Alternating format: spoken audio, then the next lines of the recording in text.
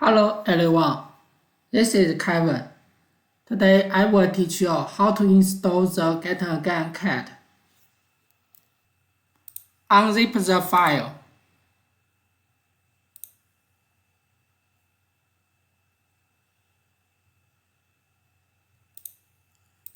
Open folder. Right-click on the program. Run it as an administrator.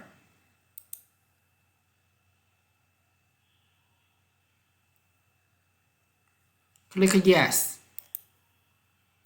Click Browse to change the install location.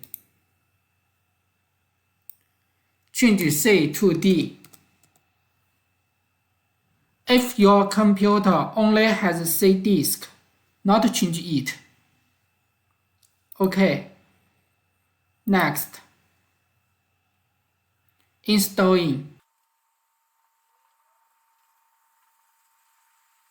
Finish. DGS is part making and grading program.